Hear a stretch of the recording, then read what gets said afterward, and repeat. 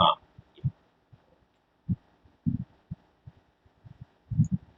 okay. You can see my screen now? Yes, sir. Okay, fine.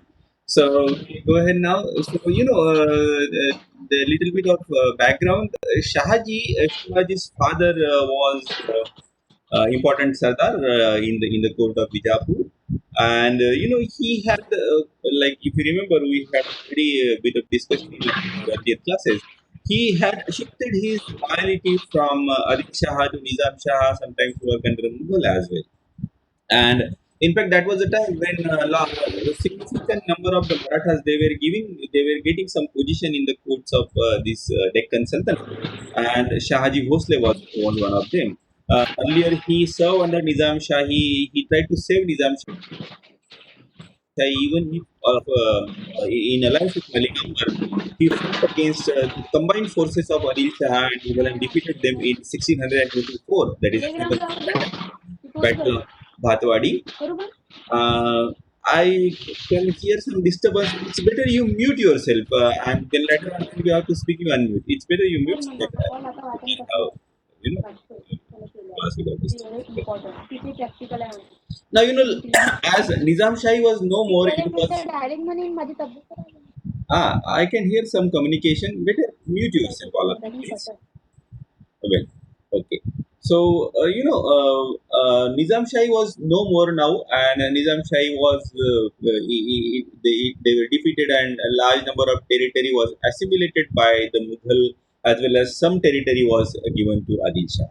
The territory in which, in fact, Chhatrapati Shivaji has tried to crowd out his kingdom was, in fact, originally territory of Nizam Shah, but Nizam Shahi kingdom of Ahmednagar. But after the abolition of that kingdom by the Mughal and Adil Shah Bijapur in that combined operation, that territory was given to Adil Shah, and where in fact Shivaji started his experiment later on. And in that territory, there was Pune comes under that territory, and Pune, which was initially not a very big city as it is now, it was a small town, and that Pune and surrounding area was given to Shahaji as a Jagir by Adil Shah. But Shahaji, being a very capable person, the Mughals are also they were quite aware that probably if this person stays in Maharashtra, he may continue to create trouble for us. So during that time, Aurangzeb, who was Subedar of Deccan, he asked Adil Shahi Sultan that Shahaji should be sent away from Maharashtra. So though Pune as a Jagir was given to Shahaji, but Sultan Adil Shahi Sultan tells Shahaji that Jagir you have to manage through your representative, and you have to go towards south for expedition for extending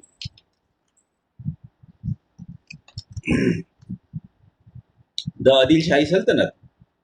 And as a result, Shivaji, along with his one wife Tukabai, as well as elder son that was born to Jijabai. Jijabai was having two sons. Sambhaji was the eldest son, and Shahaji was the younger son. So, along with that eldest son Sambhaji and Shahaji's other wife Tukabai, he goes to south and he keeps Jizabai and Shivaji at Pune, and he keeps some people to assist them in running the administration, and one of the important person was Dadoji Kondev, who had served this Bhosla family as their Karbhari, the person who looks after the administration for a very long period. And in fact, Dadoji Kondev, he assisted Shivaji in putting in place the administrative structure in Pune. So this was the early phase, and it was a good training for Chhatrapati Shivaji how to run the administration. He experimented in that small territory, and later on he tried to put it into the bigger territory, which he eventually conquered relatively. Now here Though Shivaji's father Shahaji was a Sardar of Bijapur, Chhatrapati Shivaji, for a different reason, thought of carving out an independent kingdom. And we have already discussed this. What were the reason behind the rise of the Maratha? They thought that we are fighting and shedding our blood for the different sultans. Why not to have our own kingdom? Similarly, the work done by the Sant also we have discussed the concept like Maharashtra Dharma. And the people were inspired by that concept, inspired by that ideal, and started dreaming about their having their own kingdom. And Chhatrapati Shivaji, being a very capable leader, also had a quality to unite the people together. Later on, we will be seeing he seems to be having a kind of magical personality. He could take the people into confidence, either use them, even he when he has to go for treachery and cheat somebody. He is very convincing. We will be seeing that subsequently in the case of Mores and when he conquered Purandar. So that is a bit background. You have to remember that Pune was Jagir given to Shahaji by Adil Shah and Chhatrapati Shivaji. He was not Chhatrapati there that time, of course. Shivaji, along with Jizabai, and to assist them, Dadoji Konddev, they were kept at Pune. And Dadoji Konddev, he made a mahal, kind of palace, a small palace for Shivaji and Jizabai to stay. That is called Lal Mahal, which is still there in Pune. And now let us go next. That is the beginning of Shivaji's activity. Now Shivaji, he was not willing to remain as a kind of loyal Sardar of Bijapur like his father was. He started slowly, creating a kind of background. So first, he established control on the forts in that territory. Generally, what is the practice under the Deccani Sultanate, that maritime, though the Jagir was given, the territory, the agriculture land and villages, that will be under the control of the Jagirdar, but the fort will be directly controlled by the Sultan, and the Kiledar, the in charge of the fort, is generally appointed by the Sultan. The person who is holding the Jagir, generally he will not be holding the fort, because if he is having a large area as well as fort in his control, probably he will have a tendency to become independent. But Shivaji was in a way lucky, because it was the same time when Ali Shahi Sultan, he fell sick, and as he remained sick for a considerable period, this area which was newly acquired after defeating Nizam Shahi, it remained neglected, and Adil Shahi Sultan, Bijapur Darbar, they could not pay a lot of attention to the area and the forts that was in and around Pune. So Chhatrapati Shivaji, slowly what he started doing is he started establishing control over the fort in that region.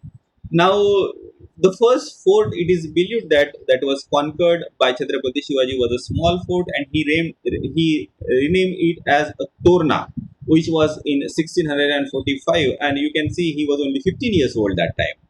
1645 is a year when he started his conquest from that fort called Torna. And you heard the name? Have you heard the word Toran? What does that mean, Toran? Anybody? You can unmute yourself. If you have to speak. So the thing that we put in our homes, the door. I very right. At the door, and in Hindu tradition, generally that is considered as a kind of Auspicious. auspicious welcoming.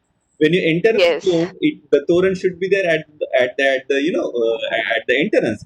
So it is it is considered as a auspicious welcoming or auspicious beginning. There is a phrase in Marathi, "Toran bandle." Toran bandle means what? The good beginning is made, and that is the reason when he conquered the first fort, he renamed it that fort as a Torna. So which is indicative that he has started his conquest or experiment of carving out an independent kingdom. And now next thing is that he conquered another fort around Pune, and he constructed a fort there and named it as Rajgarh.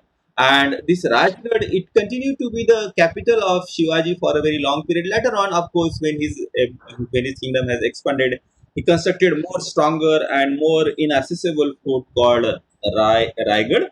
And later on, he shifted his capital. But this Rajgarh remained his capital. Now, Bijapur Sultan Darbar, they started feeling something uneasy about Shivaji's activities. Of course, the area was far away from Bijapur, and it was a very small territory, taking into consideration the extensive area that Bijapur had under their control during that time. But nevertheless, they gave warning to Shivaji and stated that what you are doing, you are conquering forts. You are not supposed to do that. The forts belongs to Adilshah. And Chhatrapati Shivaji, he was not Chhatrapati. I have a habit of calling him Chhatrapati. Shivaji, he gives an explanation that I am not doing anything extraordinary, sir. I am doing it for the sake of Sultan, so that I can have an effective control over the territory. Otherwise, there will be rebellion and the people will revolt against you. In fact, he himself was planning and scheming all these things. But he tried to give an explanation. And Bijapur Sultan, they were first thing, the Sultan was sick. And there was a lot of infighting going on in Bijapur Darbar. And that usually happen when the Sultan is sick and doesn't have effective control. There were different groups like Deccani and Pardeshi. Do you remember? I told you about Deccani and Pardeshi.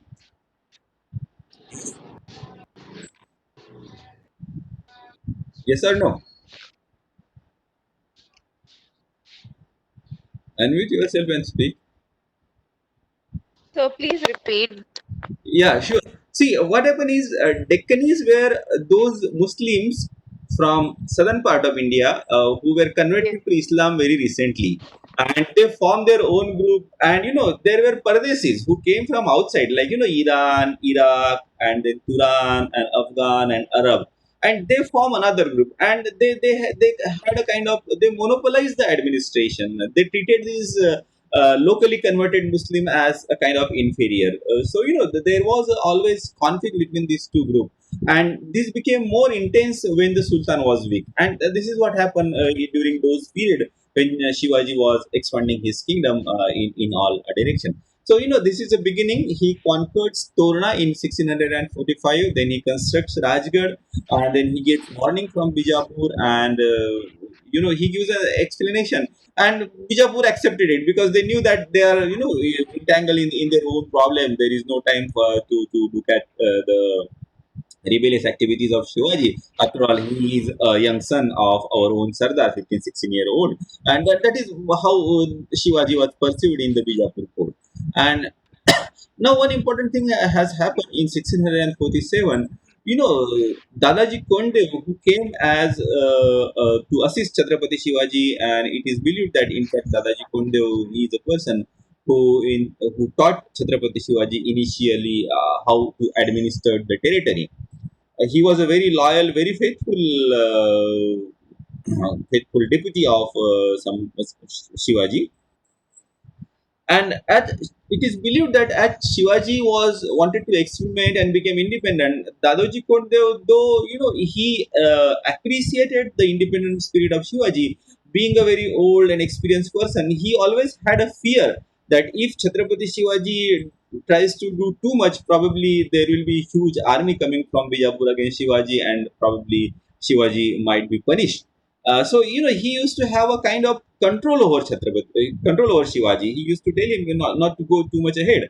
But now Dadoji Kondev is quite old person. He dies in 1647, and after that Shivaji became quite an independent. It is believed that generally he used to take advice from his mother Jizabai, and it is always said that Jizabai is having a lot of contribution in bringing up Shivaji the way he turned out to be. She used to tell him the stories and all of the inspiring heroes from the Indian epic, and that has prompted him and inspired him that he should stand against the injustice and tyranny that is done to the people of us. Now, what happened is, as Shivaji has conquered these two forts earlier, Torana and Rajgarh, and other small forts, there was a very important fort called Kondhana, and it was very close to Pune. Pune is in fact a trade is a town which is on the plain surface, and to protect Pune, there are two important forts. One is Kondhana, which is known as Sinhagad now. Have you seen the movie Tanaji? Yes. Mm, no, sir. Yes or no? Tanaji, have you seen Tanaji? No, sir. Well, okay, that is No. the background of that movie is the fight for that Kundhana fort in the between the Mughal and Shivaji, which which took place later on. We'll discuss that later on. But that fort which named Sinhagad after the death of Tanaji, it was named as Kondhana, and it was a very important fort because it controlled the territory in and around Pune. Now, as I told you, Shivaji was having a kind of magnetic personality. A person called Siddhi Ambar was sent from Bijapur to take charge of Kondhana. And somehow, through the medium of somebody, Shivaji has convinced him that you better hand over Kondhana to me and I will look after it. We are not pretty sure how he has managed to do that, but diplomatically and by convincing and by sweet word, he acquires Kondana in 647 in the same year when Dadoji Kondev has died without fighting. Now, one very important, very strong fort near to Pune has come in his hand, and now there was another fort called Purandar. The person, it is said that if you have these two forts, you can control a lot of region in and around Pune. And this Purandar was a fort which was in the hand of a person whose title was Nilkantha Rao. Now, this Nilkantha Rao was obviously it was under Nizam Shahi first, and then later on the territory came under the control of Adil Shah. He proclaimed his allegiance, his loyalty towards Adil Shah, and the Kiledar was given the title called Nilkantha Rao. Now this Nilkantha Rao, who was the Nilkantha Rao, quite elderly person, he dies, and now he had three sons. So the elder son, he acquires the title of Nilkantha Rao, becomes in charge of fort, but the fort and surrounding area was given to him, given to Nilkantha Rao. Anybody who is in charge of that fort, the territory from that territory, certain revenue used to come, and that was a kind of feudal arrangement. The Kiledar can keep certain amount of that revenue for himself as well as for the upkeep of the fort, and rest of the revenue he has to deposit to the Sultan. But this Nilkantha Rao, the elder brother among these three brothers, what he has done is he has acquired the fort, became Kiledar, and but he was not willing to share anything with his brother. He used to take all the revenue for himself. Now these two brothers, they thought that okay, Shivaji, a very close by person, and he is the Subedar of this region. Let us approach Shivaji. And these two brother, they approached Shivaji and said that, see, our elder brother is doing injustice to us. He is not sharing any of the revenue of this Purandar and surrounding territory with us. So you please resolve the issue. And but Shivaji has sensed a good opportunity here. He said, "Okay, okay, fine, no doubt. I'll try to mediate between you brother, the conflict that you have." And he along with his some of his soldier and along with his mother also, Jizabai. See how clever he was to put the enemy, in a complacent mood. So he establishes his chowni, his camp at the at the foot of the that fort. It's huge hill. I have seen Purandar, huge hill. Sinhagad is also very huge hill, and at the foot hill there will be villages. So he establishes his camp there, and he starts negotiation with Nilkantha Rao and said that, you see, I have just come here because there is a problem. I have taken a shelter here, and now as Diwali is coming, why not to celebrate Diwali? I'll come along with my mother so that we all of us and your brother will also be there. We all can celebrate Diwali together. And on Deepavali day, along with these two brothers, along with certain soldiers, along with his mother also, he goes on the fort. Now, his two brothers are very convinced that Shivaji is trying to negotiate on our behalf. But once he reaches on the top of the fort and Nikantara also comes and meets him and there is a Diwali greeting and all, what suddenly Shivaji and his men does is that they arrest all these three brothers.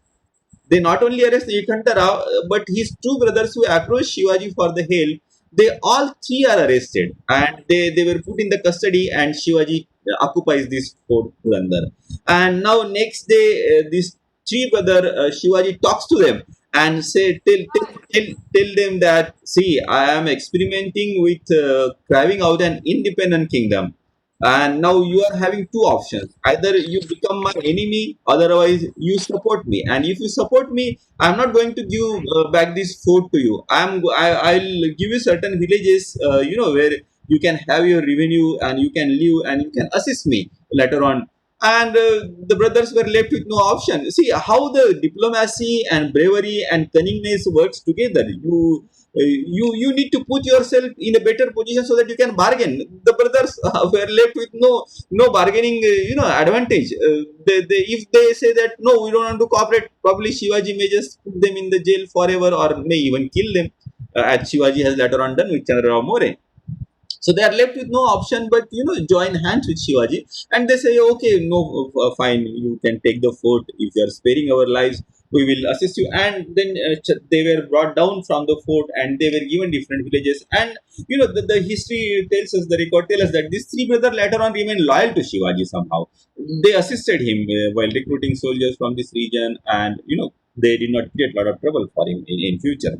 But this conquest of these two forts, Kondhana and Purandar. Obviously, again, it created a lot of reverberation in the court of Bijapur, and they started saying that Shivaji, something has to be done against Shivaji now. But nevertheless, they did not take him very seriously. They might have got into the mold that Shivaji has conquered the fort, but he is a small young child after all, must be having a very handful of soldiers, and it won't be difficult for us to if we have to remove him and reoccupy the fort. So let us send some army. So the army was sent against Shivaji, Fateh Khan and Balaji Haibat Rao. These two Sardars of Bijapur. They started from Bijapur along with their army. But this the earlier efforts of this having a Kondana and Purandar, this has increased the confidence of Shivaji and his men, and they thought that we have to defend this anyhow. So what they do is that when this Bijapur army was marching towards Kondhana and towards Purandar, they did not wait for this army to approach them, but they prepared well. They came out from the fort and they defeated. They engaged in the straight face-to-face battle with this Bijapur army, and that was the first important battle that was fought by Shivaji and his men. Of course, Shivaji did not came; he sent his men. That was the first battle that was fought face to face by Shivaji's men and the Bijapur army, and in which Shivaji's men, as they were quite inspired and they were quite confident, and in contrast, Bijapur army was a kind of mercenary army, and the politics in the Bijapur itself was not very in a right situation during those days. This Bijapur army was defeated by the Shivaji's army at Battle of Khalat, and that was the first battle which was fought in 1648 between Bijapur on the one side and Shivaji's men on the other side, and the Bijapur army was defeated. So now this has increased the confidence of Shivaji. This happened in 1648. Now the situation was pretty tricky, because on the one side Shivaji, who is supposed to be representative of Shahaji, and Jagir was given by Adil Shah, but in the same Jagir, as a son of their Sardar, as a son of their vessel, Shivaji is creating trouble, defeating Bijapur army, and Adil Shah, somebody has poisoned his ear that Shivaji is having Shahaji's support. He cannot, young child cannot do it without the support of his father. And as a result, when Shahaji was on expedition in the south, order goes from Bijapur Darbar that Shahaji is to be arrested and brought to the court. And Shahaji was arrested. Baji Ghorpade and Afzal Khan, who will be coming to Afzal Khan later on. Afzal Khan, he brings they bring Shahaji to the court of Bijapur. He was arrested. There was uh, and Afzal Khan he took a kind of pleasure in insulting Shahaji. But Shahaji was having some friends in the court of Bijapur. So they convince Adil Shah that is being fed to you, what is being told to you about Shahaji's support to Shivaji is not right. Shahaji is loyal, and what Shivaji is doing is his own independent work. And Shivaji, from his own side, also tried to bring pressure on Adil Shah by contracting the Mughal Subedar of Deccan, Prince Murad was that time Subedar of Deccan, uh, Aurangzeb's brother, Shah Jahan's son. And but we are not sure whether whether Prince Murad had taken any initiative in pressurizing Adil Shah to release Shahaji. But mainly maybe because of his friend in the court of Bijapur, that Shahaji was released in 1649. But one condition that was put by Adil Shah was that Shivaji should hand over the Kondhana fort to Adil Shah, and that Shivaji has agreed. The Kondana fort was handed over to Adil Shah, and Shahaji was released. So we are just trying to get an overview of the early conflict and the early clashes between Adil Shah and Shivaji. Now after this, see this event has taken place, release of Shahaji in 1649. Now Shivaji has thought that for time being I have done enough. I have conquered couple of forts, and then my father was arrested. It's not right to get into action once again immediately, because that may have a very wrong reverberation. He was very clever. He knew when to withdraw and when to get into action. So he utilizes certain couple of years, 4 5 years. There was a peace between Adil Shah and Shivaji, and this period was utilized by Shivaji to put his administration in the area under his territory, Pune and surrounding area, on the sound footing. And the next important conquest of Shivaji that came in 1656, 6 7 years after that, release of Shahaji. And by the time Shahaji was no more, Shahaji I think dies in 1654. So Shivaji had no fear now that my father will be arrested, so on and so forth. So he thought, okay, now I can go all out, and he prepared very well. And the next important episode that seems to have further intensified the conflict between Adil Shah and Shivaji is an episode of Javali.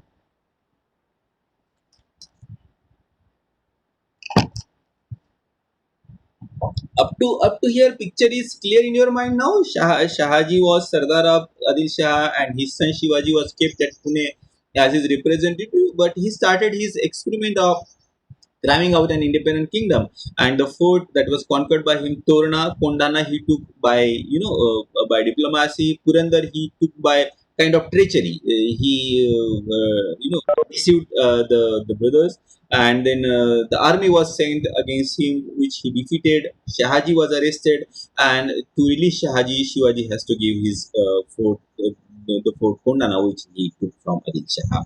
Up to here, is it clear to you? Yes. Yes, sir. Well, okay. Now the next, he turned his eyes towards area called Zawli. So Zawli is the area which is in the Konkan region, and that is a region which is quite mountainous. Western Ghat and Sahyadri. And the person who was a kind of vessel, or the kind of subedar of that region was More family, and they claim that they are descendant of the ancient ruler Maurya, and they were holding on to this territory for generation to generation.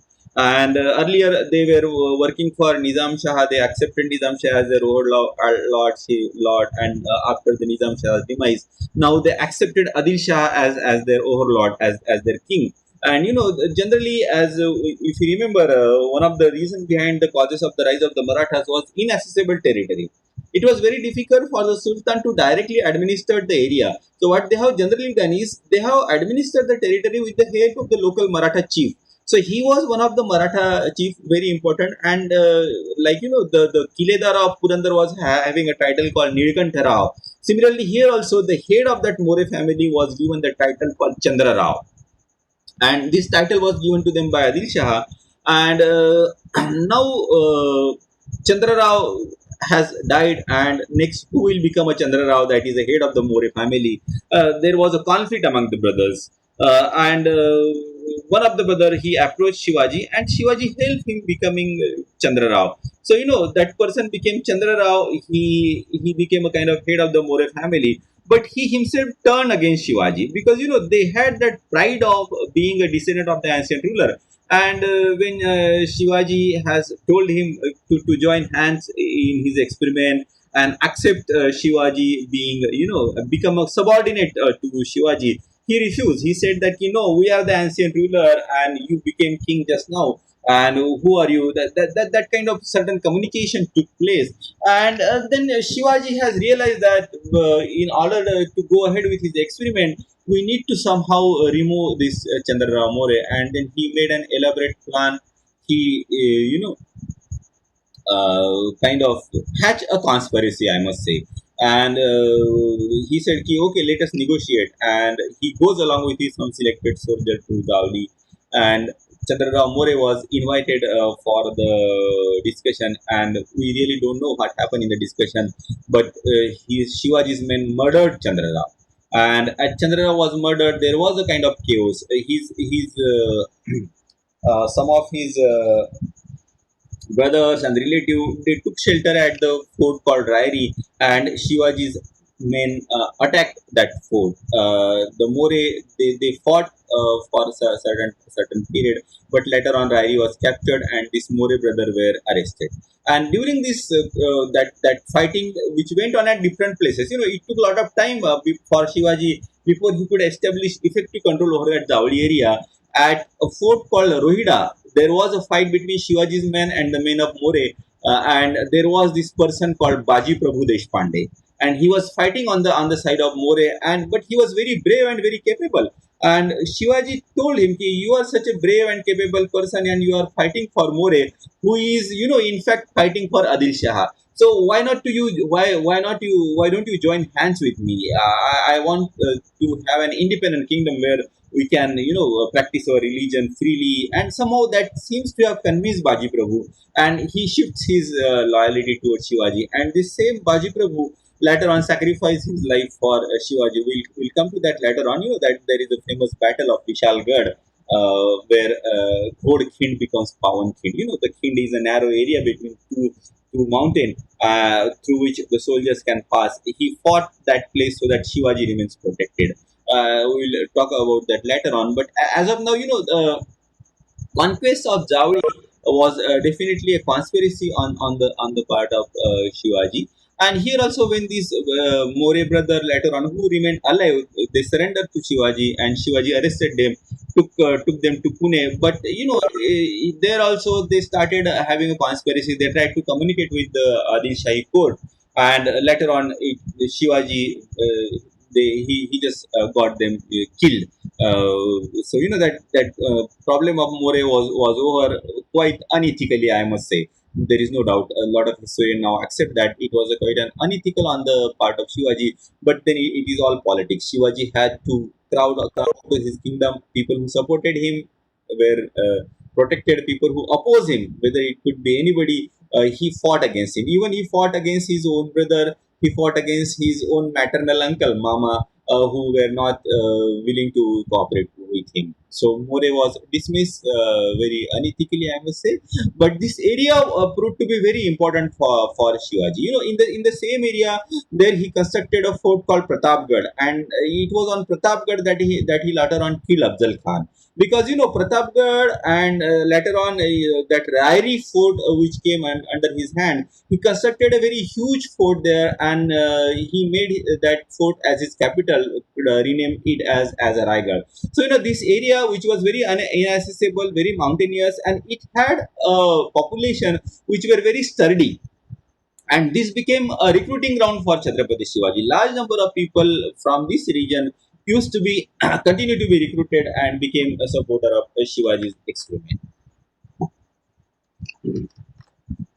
So with this huge area of Javli, once it came in the hands of Shivaji, his territory now touched Konkan, which was under the control of Adil Shah. And now, as he father was no more, Raju Conte was no more, his confidence was rising. He felt now confident that now, so far what used to happen is he did not directly attack any Adil Shahi territory. Of course, he conquered fort, but this Zawdi area was not directly under the control of Adil Shah. It was under the control of More. And though the More accepted Adil Shah as their overlord, but the occupation was of the territory of More. And many times, Adil Shah they took a stand. Okay, these two vessels, two Jagirdar, they are fighting among themselves. So that kind of interpretation could be there. But now, as he became more confident, he had a more extensive territory.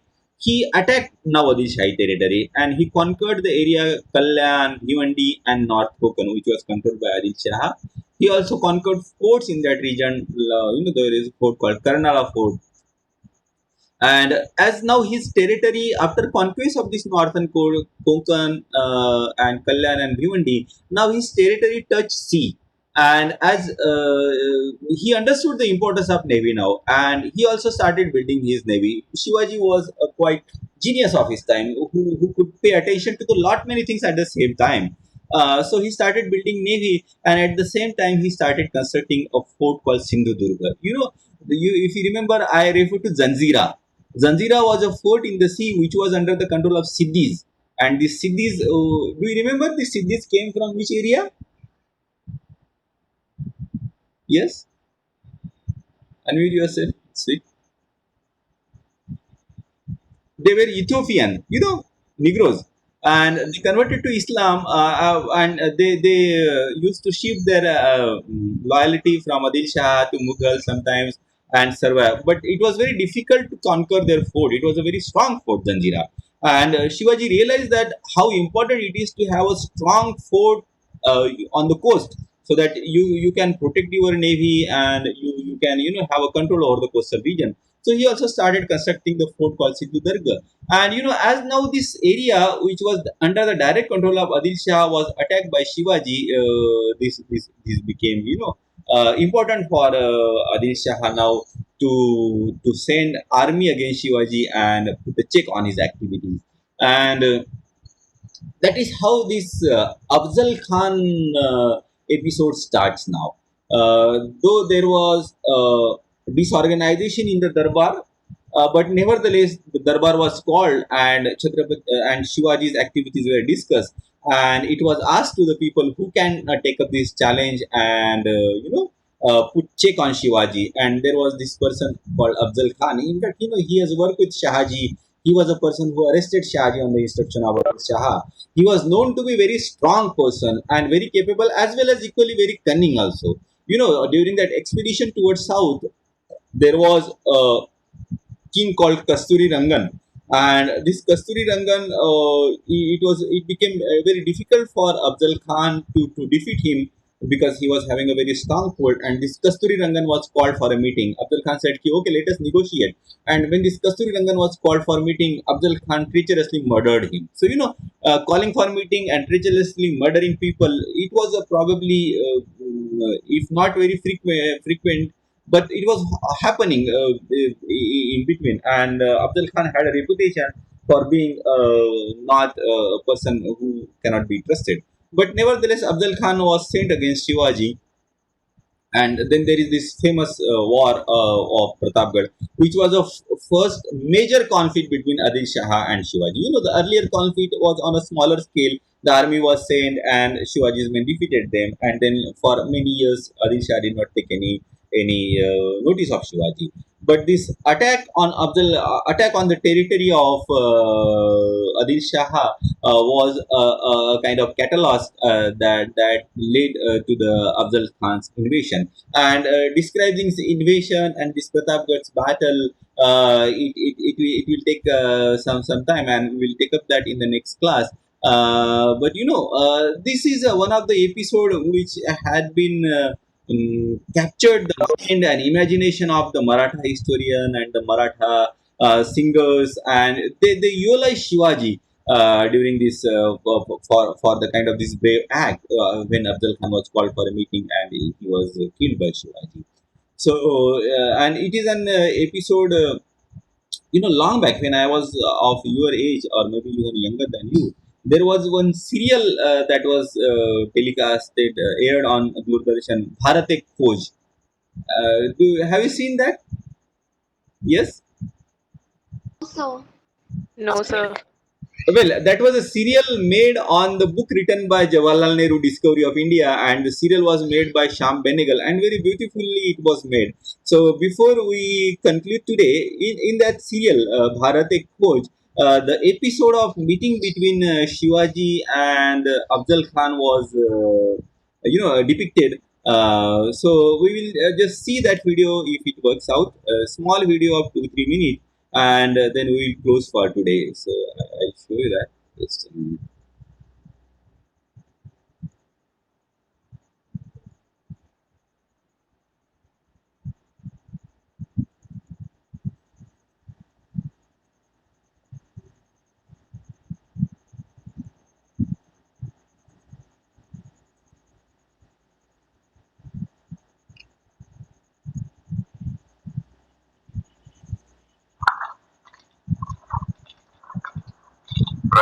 Are you able to see it?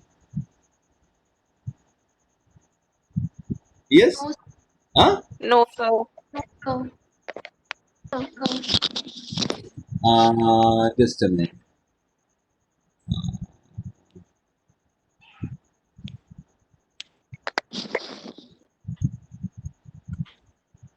Just a minute.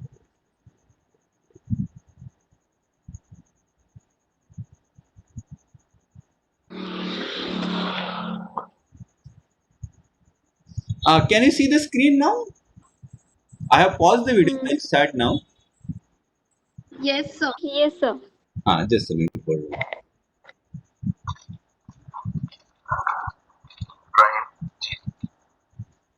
Khan Syed बंटा है उसका ये जबरदस्त बल्लेबाज जीवा किरण इसको देख लो इस पर से नजर मत हटाना किरण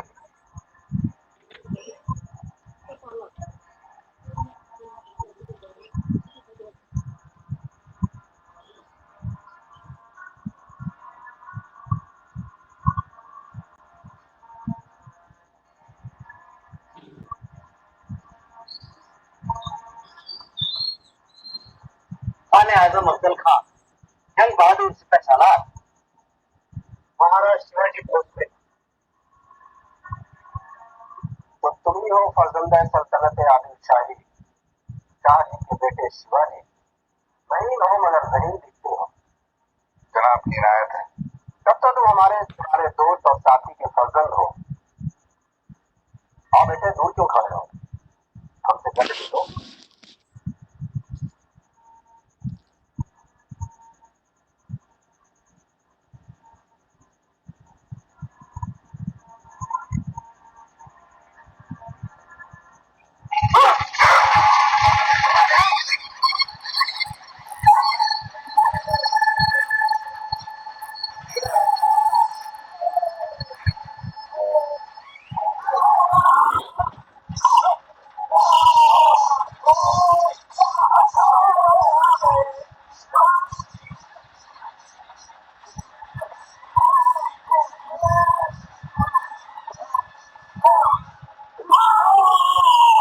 औरंगजेब दिल्ली में बादशाह बन चुका था उसने ये समाचार पाया तो चुप रहा वो चतुर था फिर महाराज ने बंधावा भेजा तो उसने भी सिरों पर रवाना किया लेकिन फिर भी महाराज ने मुगल इलाकों को नहीं छोड़ा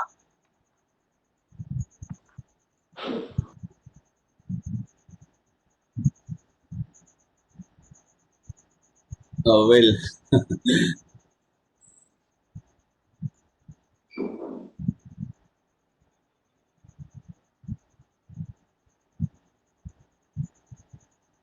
Well, okay, we'll be discussing this thing in major, the first major face-to-face conflict between Adil Shah and Shivaji.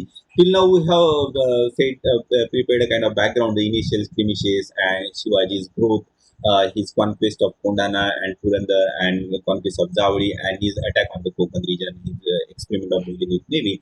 So this complete battle of Pratapgarh, which is elaborated and discussed on number of occasions by Marathi historian in a different text in a different way. So we'll be discussing that in the next class. So far, is there any doubt? Yes. No, sir. Okay. Okay, then we'll close for today. Yes, Yes, sir. sir. Okay. Bye. Have a nice day. Thank you, sir. Bye, sir. Bye. Thank you, sir. Thank you.